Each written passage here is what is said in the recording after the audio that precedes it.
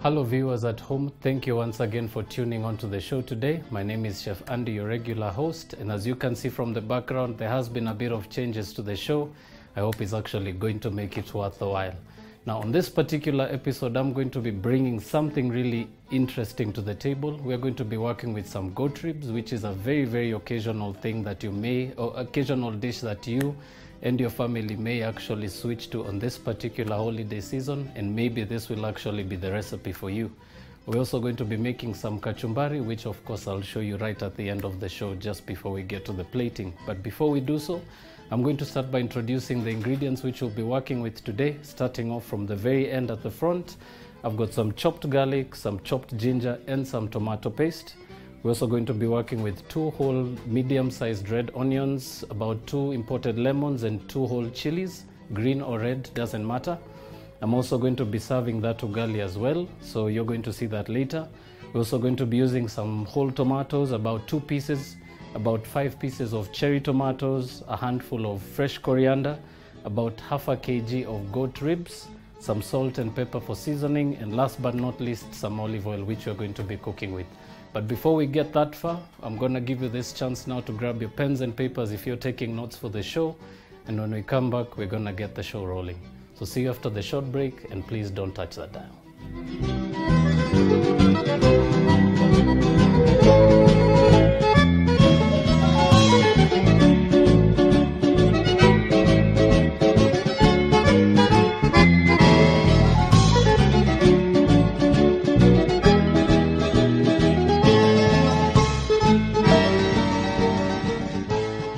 Welcome back, ladies and gentlemen. For those of you who missed the introduction bit, we are going to be doing some goat ribs today. I hope it's actually going to be one of the many recipes that some of you will be able to depict and try on your own at home. I'm using goat ribs for this particular recipe because of 2 very good reasons.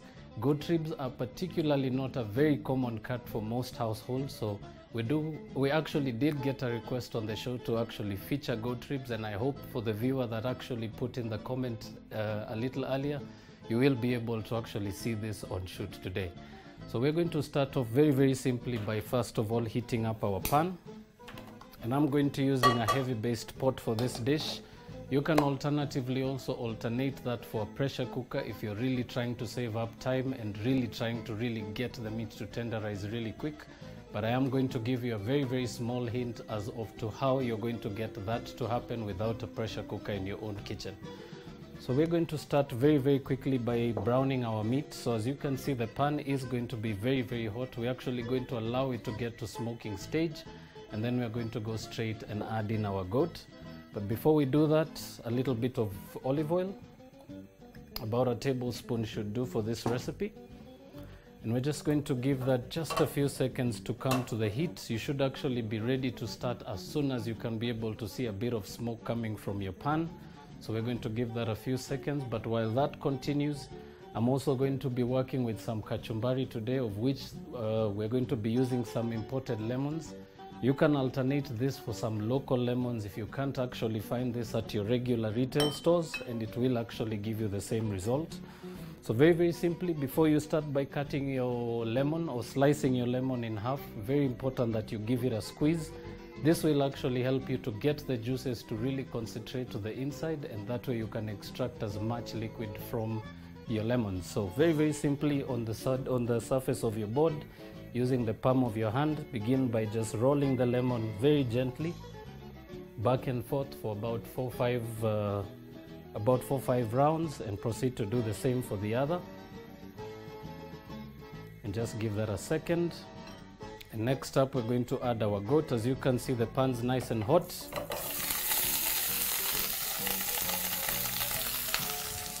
Now the reason for actually allowing our pan to heat up really, to get really hot is for the fact that we really need to really tenderize the meat very quickly. We also need to brown it very quickly, which will actually allow the meat to tenderize and color at a very quick speed. I'm just going to grab a spoon and we're just going to toss everything together.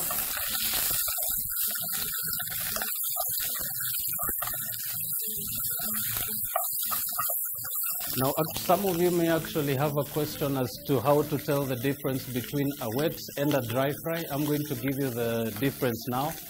Particularly if you're going to be cooking anything and you're going to be dry frying it, you're definitely looking at cooking it without liquid.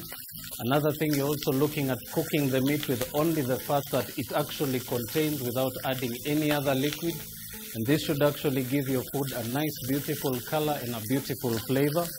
And as opposed to that, if you're doing a wet fry, remember there's two particular things you should remember. You should actually parboil your meat because you're not going to get much color at that particular technique. And because of adding very many other ingredients to your dish, it may actually lose the quality that it actually will get, particularly for this technique. So very importantly, always start by browning your meat. And of course, always making sure to not add excess fats in there, especially fats that are very much attached to your meat. So one particular technique is always pick meat that is actually very mature. In this particular way, you're actually assured that your meat is going to be very mature. It's going to have a bit of color. It's also going to have a bit of taste. And at the end of it, you'll actually be able to tell the difference. And another thing to also make sure is you should actually be able to get a good cut of meat that should actually be 60% meat to 40% fat, and that way you shouldn't actually get too much oil into your pan. I'm just going to continue mixing that up.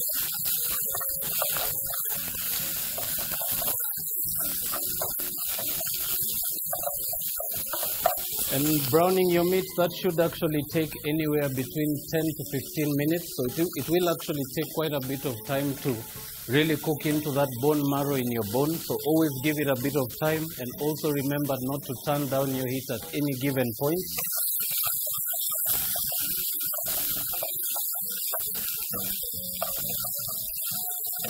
Just going to continue mixing that. Very important to toss your meat in your pan for particularly two reasons. Remember, your meat is chunky. The heat may not actually touch each particular part of your meat correctly or at the same time. So very important to continue tossing your meat while frying. And that will also make sure that you actually get a beautiful even color for most chunks of your meat.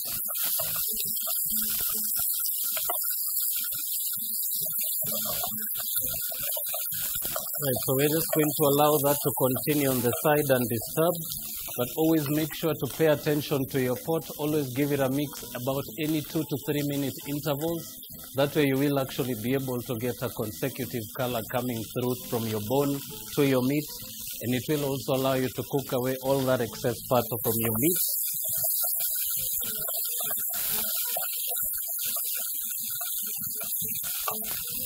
All right, now at this stage you can be able to see from the camera the meat is actually now nicely browned. We are going to just cover that for a few minutes and turn down our heat. That should actually allow us to get rid of all the smoke in the room. It will actually cause quite a bit of smoke in your kitchen. So very importantly, if you're going to be frying your meat in this very same technique, always make sure to leave your window open, or at least just have a bit of escape for the smoke, because it will actually smoke up your kitchen. So we're just going to open the lid once more and toss that again.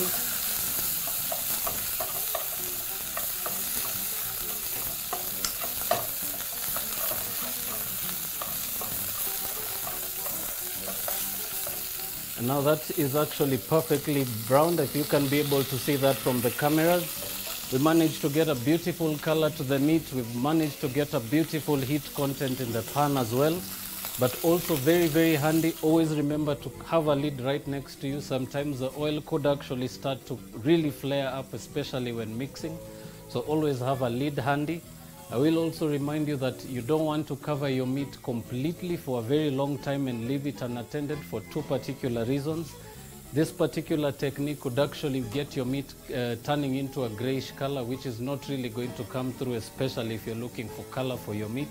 So always take 2 to 3 minute intervals to cover your pot, take the lid off, give it a mix, and then as soon as you can actually be able to tell that your fats are very much cooked and they've actually reduced even in chunk size, you can actually now take off your lid, give it one more mixture.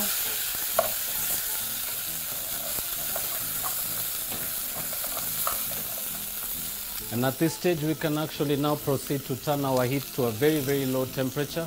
And we're just going to proceed to take the meat out of the pan and onto a plate.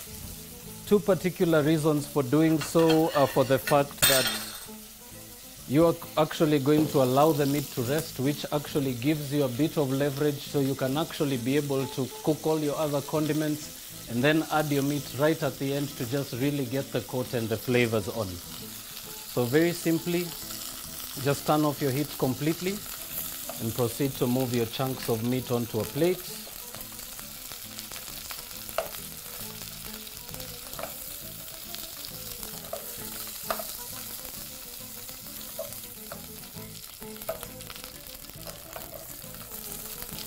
And always, of course, making sure to leave as much oil as you can in the pan. Remember, you don't want to transfer the oil onto the plate and back into the pan. So always actually just leave a bit of oil at the base of your pan, and I'll show you the reason why. Right, so all your meat is out of the pan now. We're just going to give that a few seconds to sit on the side there, and you can actually now be able to look at the content of the plate right next to the camera there. You can actually be able to see the difference in color on the bone, on the meat, and on the fat that is actually on the bone. And that's actually a very, very good color to be looking at if you're focusing on making a very good dry fry dish. So now that's done, we're going to go on to the next phase. And now we are going to start by cooking our condiments. Firstly, with the onions. So very, very simple. Peel your onions, cut them in half, and we're just going to chop those into some half moon sizes. Just discard the rest and do the same for the rest.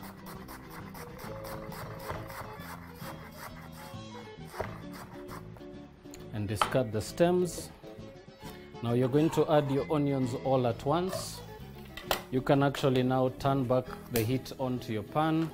Give that a bit of time to really just get the heat up. Next up, we're going to add our tomatoes. So at this stage, we are not really going to give our onions any time to color. We're just going to fry everything together. Remember, the mixture that you're frying up now is actually just going to coat the meat, so you actually want to cook that down completely. And you're going to be frying that on high heat. So for this particular recipe, I'm using about half a kilo of goat ribs. I'm using 2 large tomatoes and 1 medium-sized onion. You can, of course, alternate the ratios depending on how you like your dry fry. I particularly like to mention that if you're going to be serving a dry fry, you also want to make sure that you don't have too much vegetable content to the meat. Remember, the meat is the main dish and the condiments are just to flavor it, so you don't actually want to add too much at this particular stage. And all you're going to do now is just continue to mix that. Allow your tomatoes to just release the juices. Allow the onions to cook in there and just let it continue cooking slowly. Remember, you have already browned your meat. There is quite a beautiful amount of flavor in there which you actually want to retain. And this is the reason why we haven't changed the pots for this particular stage. So we're just going to allow that to continue on the side.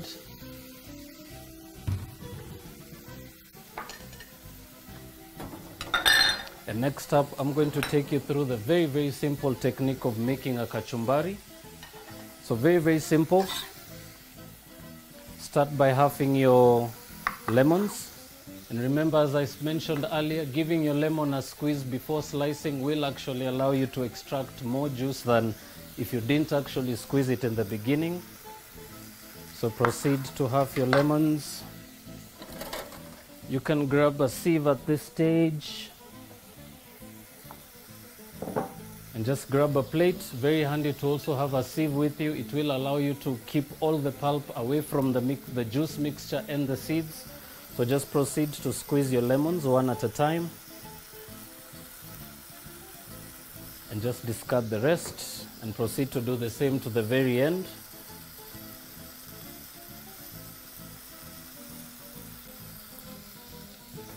And we're going to add just one more.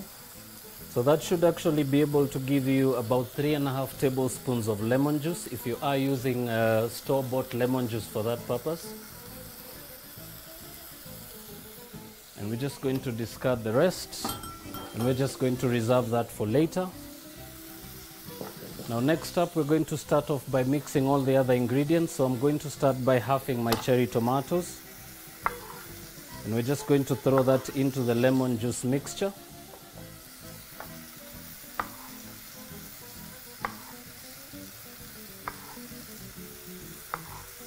Right, next up, your onions.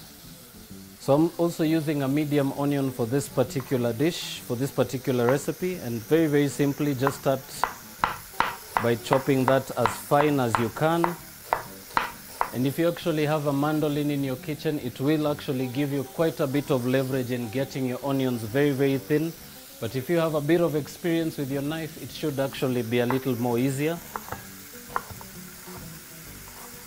So just chop that and discard the roots, and do the same for the other half.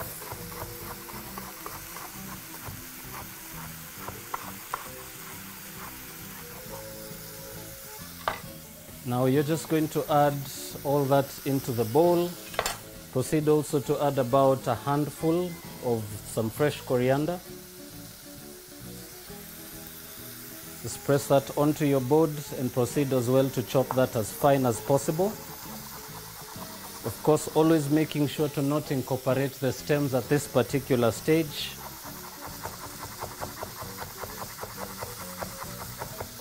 Just proceed to toss the stems away. Now you're going to add that into your bowl as well. And using a small spoon, just proceed to mix everything together.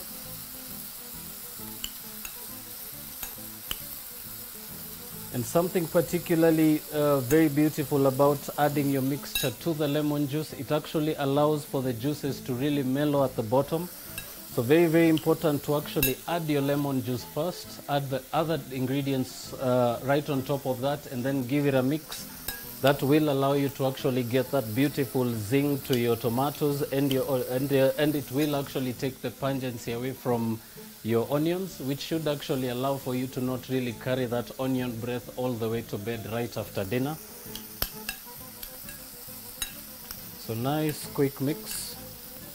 And now very importantly, also very crucial to season. So small pinch of some freshly ground black peppercorns. Just a small pinch of salt.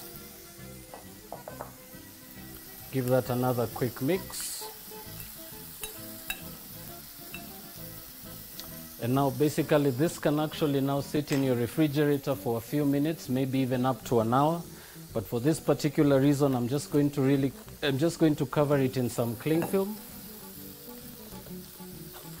And we are going to allow that to sit on the side for just a few minutes to marinate. And while that continues, I'll just bring your attention back to the pot.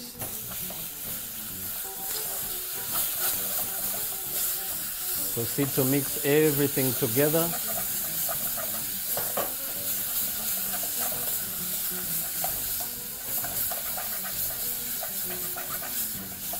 And at this stage, your tomatoes are now broken up, your onions are nice and juicy, they're nice and translucent. You can proceed now to turn your temperature a little lower. And just proceed to give everything a nice, quick, fast mix. And that should actually allow for you to really break the content of the tomato, to actually also split the skins from the flesh.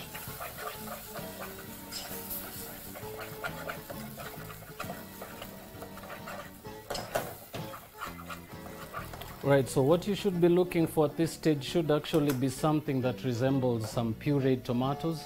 It will actually give a bit of color, and it will actually also have a bit of an aroma at this stage. But we are going to flavor it a little bit, so we're going to add about a tablespoon of ginger and a tablespoon of chopped garlic. Continue to mix that together, and you can turn up the heat at this stage.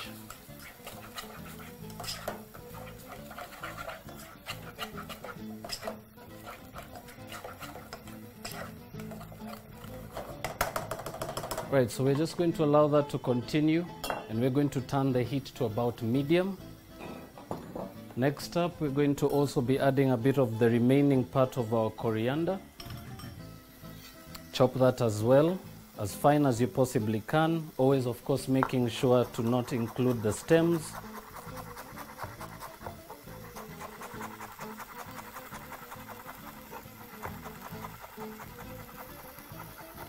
And you can proceed to add that to your pan. Right, so this has now been cooking for anywhere between 10 to 15 minutes. The consistency is really good, and particularly for this same technique, I'll actually just get a scoop of that. You should actually be able to see that very well from the cameras there. So it will actually change color quite a bit. It will get a nice, beautiful dark color.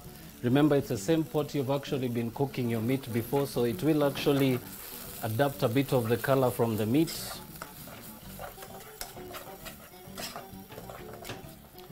And once that's done, very, very simply grab one whole green chili. So we're basically going to just cut that right through the center.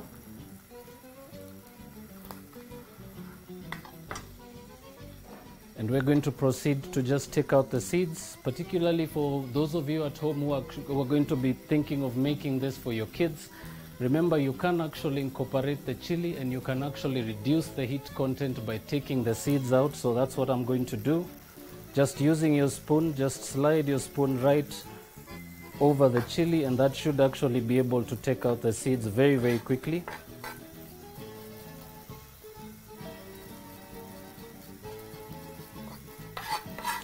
Right, so finish by just chopping that roughly.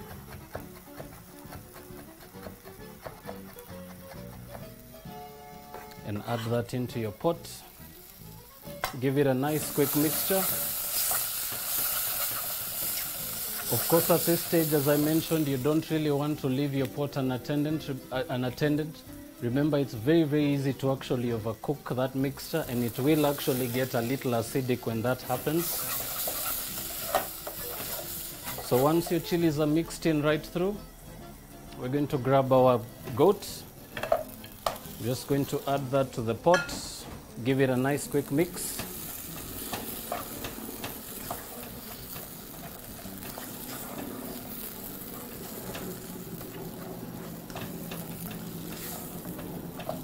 Be sure to also mix it right through, making sure that the mixture actually coats your meat really well.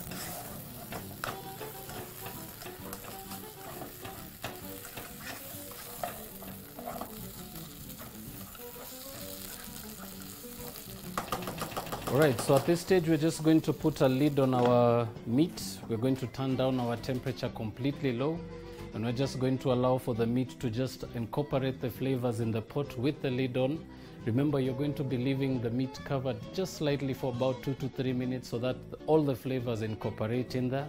You are going to open it a few times, give it a mix, and right until the very end, where all your liquid is completely absorbed by the mixture and your meat is beautifully coated, you're going to proceed to turn down your heat and proceed to serve. But before we do so, we're going to give that about another minute while we clear up the station, and when we do come back, I'm going to show you a very, very simple technique of plating this very beautiful dish. So please don't touch that dial.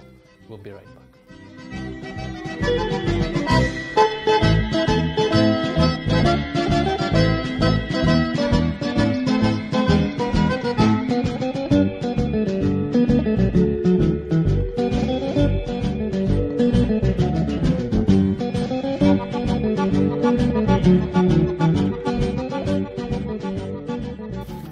Welcome back, ladies and gentlemen. For those of you who are just tuning in, we've just been doing a beautiful goat dish on the side. We also did a very, very humble kachumbari here, and we're just about to plate. So I'm just going to start off by taking the meat off the heat. We start off by turning down our heat. Be sure to give that one quick mixture before plating. Very, very important, because you do need actually everything to incorporate before you plate.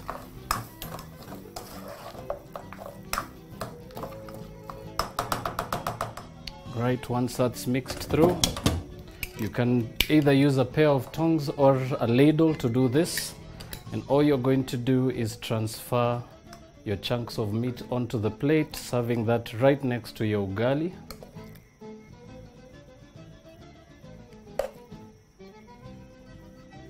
That should actually work for one very, very beautiful adult portion. And now, last but not least,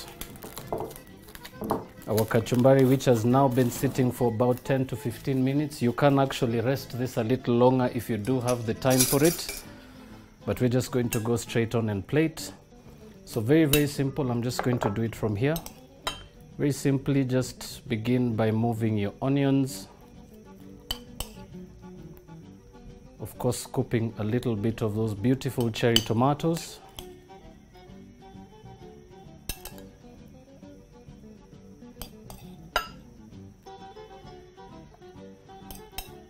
Finish off by just adding a little bit of those beautiful onions right over the tomatoes there to give it a bit of height.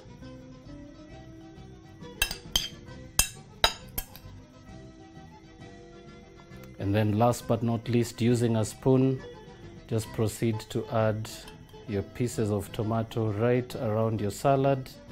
And that should actually be able to give you quite a bit of appearance on your plate. And that, ladies and gentlemen, is as easy as it's done. Very simple goat ribs with some ugali and some homemade kachumbari. Thank you very much for tuning in today. I do hope that you've managed to grasp something that you can take to your very own kitchen and actually improvise some of the techniques we've shown you today. Remember, you are not limited to working with the same technique or the same equipment or utensils we've used on the show. You can actually create your own dish. Remember, food is only a way of representing your feeling about your dish. So do feel free to actually leave us your comments, your queries, or any questions pertaining the show, and we'll be definitely looking forward to hearing from you. So from the studios, thank you so much. I'm going to bid you farewell, and until the next episode, have a lovely evening.